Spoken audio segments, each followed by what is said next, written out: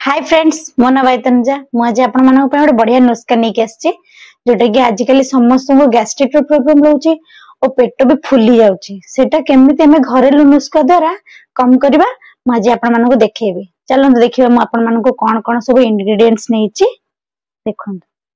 First नहीं black salt, तापर नहीं लेंबू, तापर नहीं मु एवरेस्ट रो हिंग।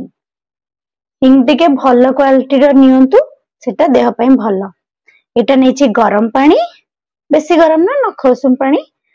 देखो आज आम केते केते परिमाण रे नबा मु आपण मानक देखेबी। हिंग टी नेबे केवल एतिक देखो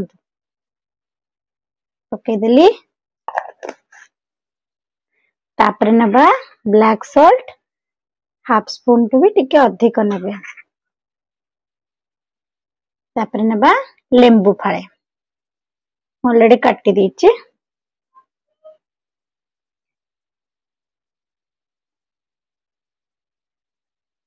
देखो एटा को मैं भल भाबे मिक्स करबा। मिक्स करिकना एटा आपण सकाळे भी पी परबे किंबा राति रे खाई सरिबार आधा घंटा छाड़ी के पी परबे। देखंदो